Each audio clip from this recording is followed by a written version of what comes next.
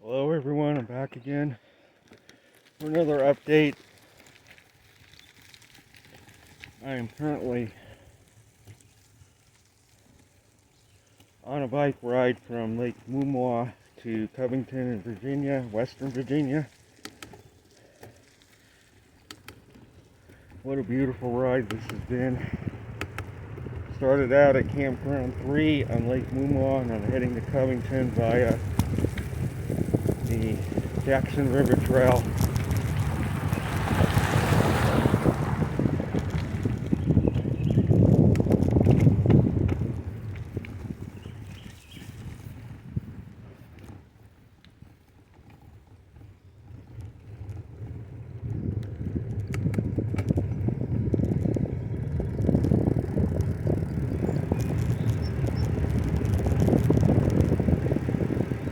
As I prepare for a long-distance bike ride, which I will likely be commencing next month,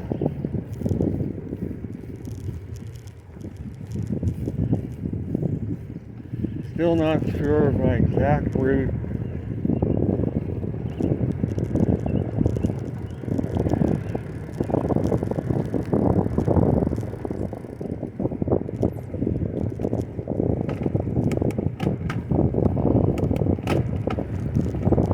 Thinking about, I had said I was going to start in Maine in my last video, but I don't know about that. I may just start from here, being that the weather has been trending cooler than average lately, and head up toward Michigan and the UP, which I haven't been to in a very long time, especially the UP of Michigan. But again, it depends on the weather. If the weather is too chilly, we'll be starting in July. It shouldn't be.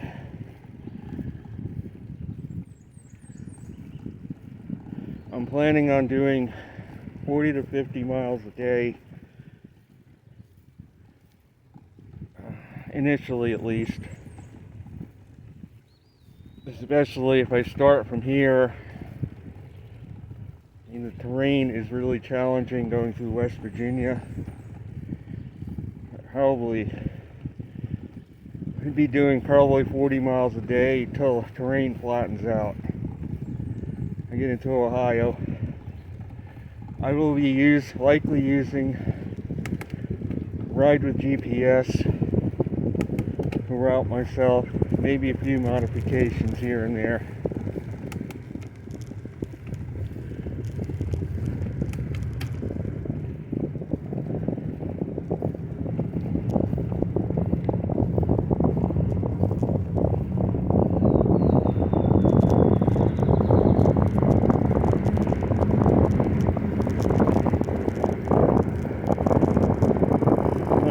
Leaning toward a more southerly starting point again because of the cooler than average temperatures we've been experiencing lately, and that could change.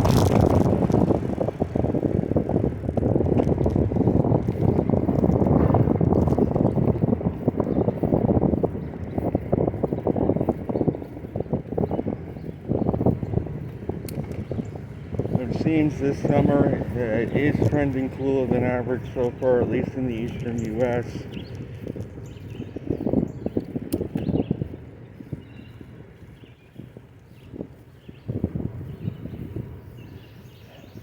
Which really naturally should happen. Usually when you have a warm winter, you have a cool summer to compensate.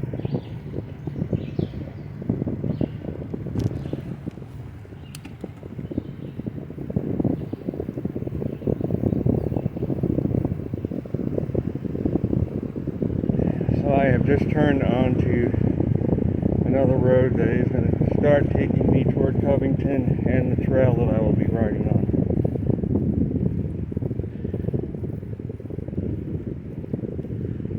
But this has all been mapped out with Ride with GPS. I use that site to help with my routing. For the most part, I'm pleased with it. As they put you on these kinds of roads versus busier roads.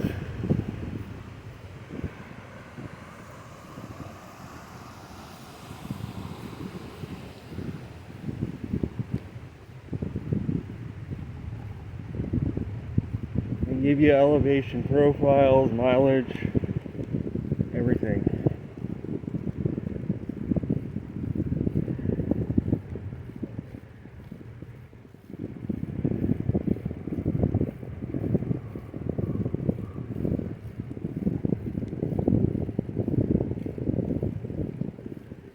I will be leaving on my bike tour sometime after the 4th of July and quitting my job in 3 more weeks to do this tour, and also filing for retirement.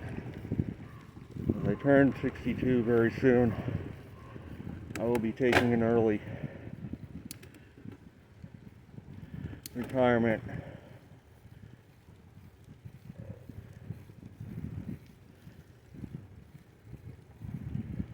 And if I need money in the future, I could always find some part-time gig.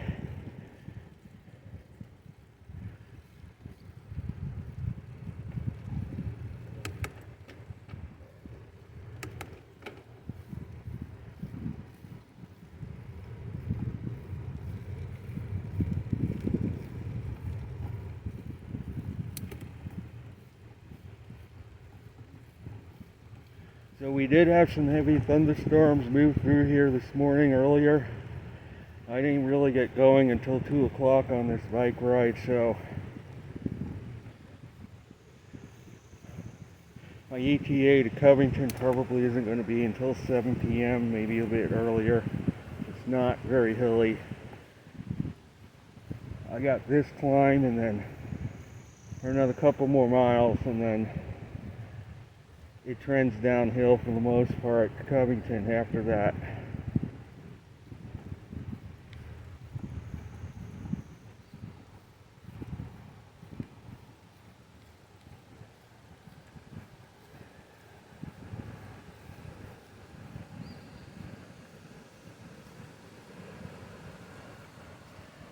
And if I do decide to go to Michigan for my bike tour, I'm going to likely do the Lake Michigan shoreline toward the UP.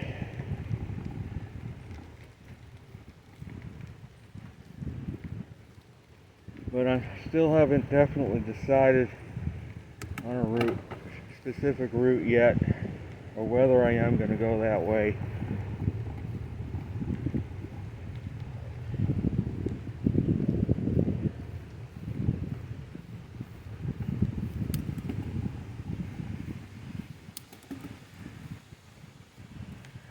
But this is an extremely pleasant ride through here.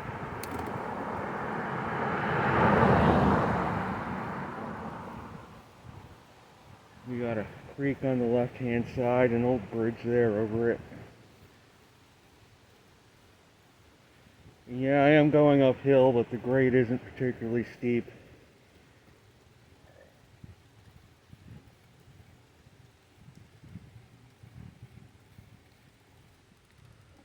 As I mentioned in my last video, I still feel we're going to have a below average hurricane season. Flies in the face of most forecasts that are predicting a record season. I've already stated the reasons why I feel this way.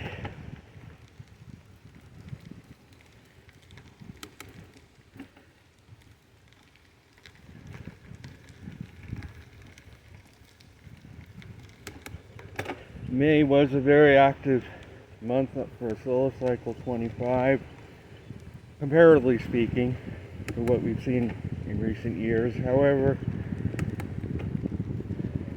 even though we're back up to 200 sunspots for now, my last check, that beautiful home on the left.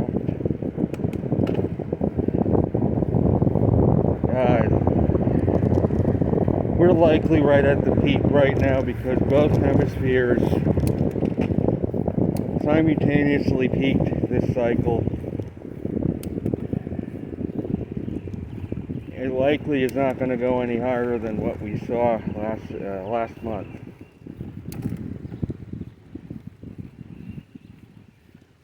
Whether it remains elevated for a couple more years or starts to decrease from this point remains to be seen.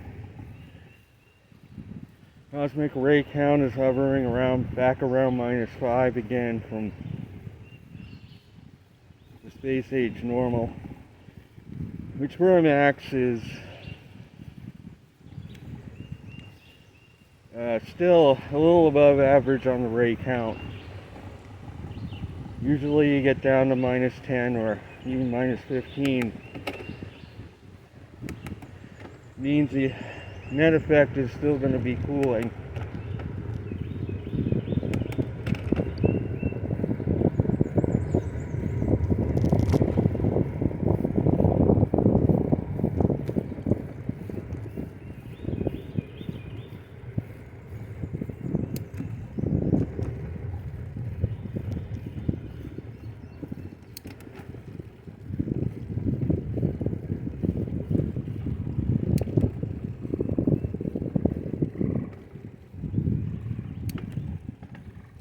But what bears out my forecast for the hurricane season is we're well into the first week of June. And yeah, they're talking some tropical waves. The usual talk, oh, this might develop, that might develop, but so far nothing.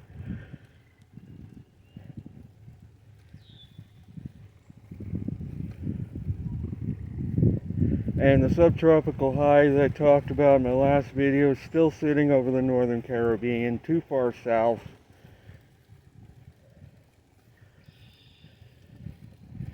If you want tropical storm development, you need to have that high centered near, or maybe at the very least between Bermuda and Puerto Rico somewhere. If it's sitting over the northern Caribbean, it's going to be very hard to get a storm going under those circumstances.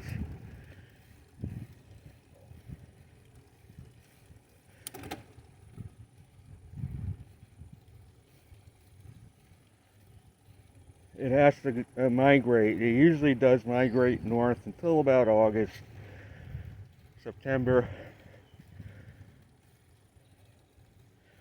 I am going up a bit of a climb here. But it has to be further north than it is now to get a decent amount of storms. That high pressure inhibits development wherever it is. And again, you gotta have it far enough north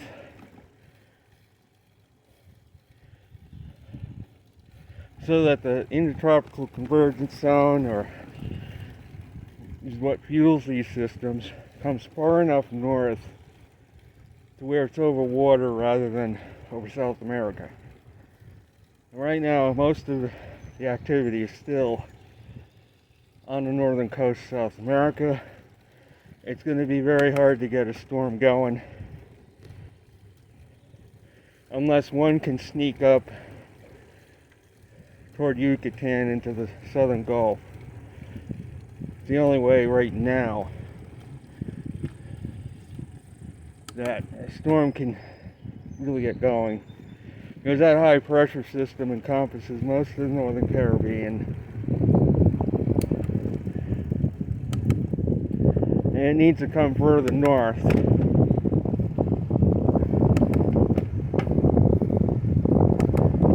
And that's part of the reason, again, southern Texas has been really hot, and only southern Texas, not any further north, and southern Florida has been hot because that high pressure system is sitting over those regions, inhibiting rainfall.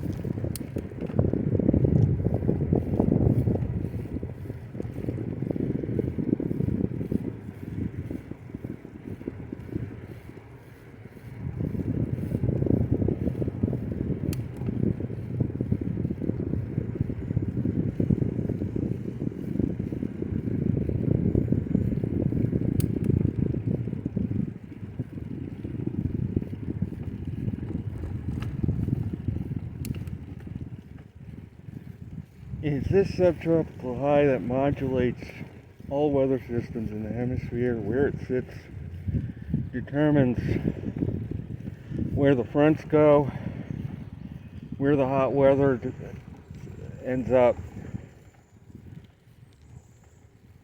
where the tropical systems go.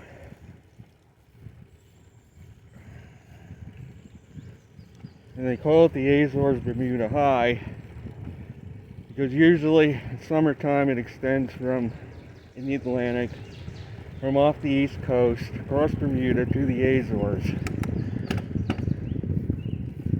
And normally this is an area of high pressure that remains in place most of the summer. Winter it migrates south. Summer it migrates north to those regions that I just mentioned normally. In warmer seasons it comes even further north. In cooler seasons it doesn't go that far north.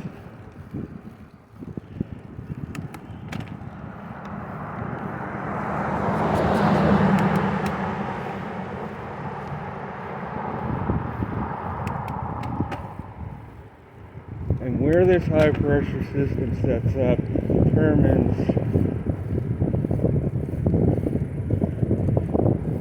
where the severe weather is going to be, where the hurricanes are going to form, where they're going to go, what tracks. And geography of the Atlantic is such that if that high pressure system fails to migrate far enough north in the summer, a window where storms can develop gets cut down considerably because of the geography. You got South America that juts way out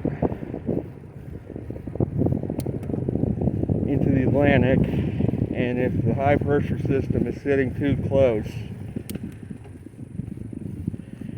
the systems are going to take too far of a track south. It'll be very hard to develop into anything major. If the high pressure goes further north in warmer years, that opens up an enormous window where storms can develop and track freely across much more of the Atlantic. It makes the U.S. much more vulnerable to hits.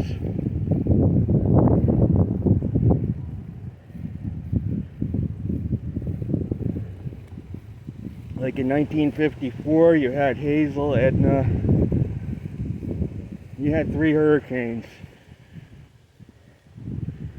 And one other one, I forgot the name, that hit the East Coast in 1954, for example. And the track that Hazel took suggests that that high pressure system extended that year almost up to Nova Scotia.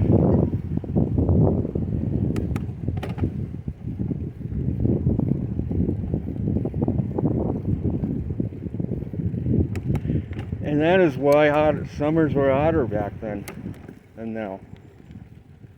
Because the high pressure system extended for long periods of time well up into the U.S. mainland. And underneath this high pressure, they call it a heat dome.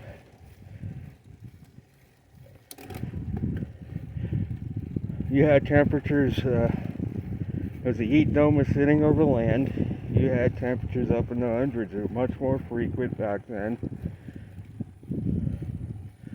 Of course, right now, they have the heat dome building in the west, but that's because of a meridional flow. That's not because the subtropical high as a whole is going further north. It's different.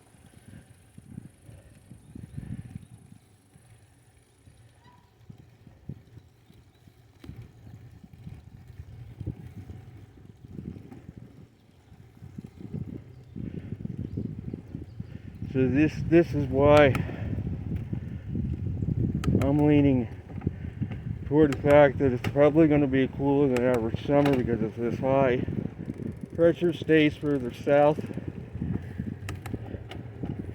most of the country is going to experience a cooler and wetter summer this year.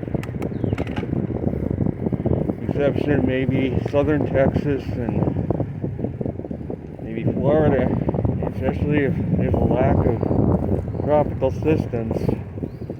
These areas are going to be quite dry.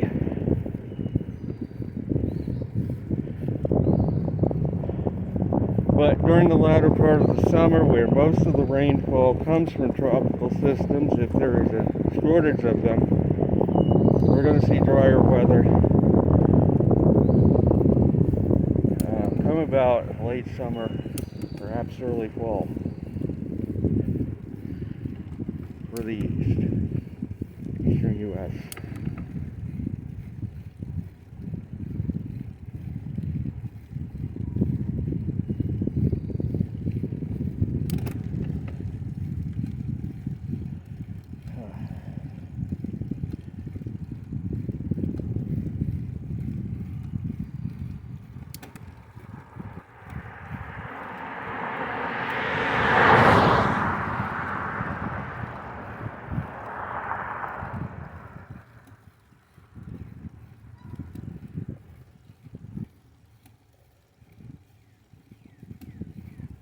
So that is going to be it for this video. I'm continuing on my way to Covington. Got another probably 22, 23 more miles of mostly downhill riding after this. A gentle downhill.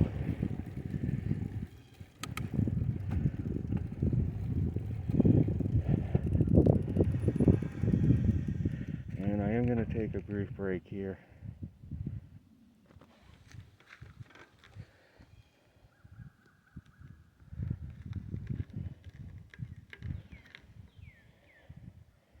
So that is going to be it. I will be back soon with another update.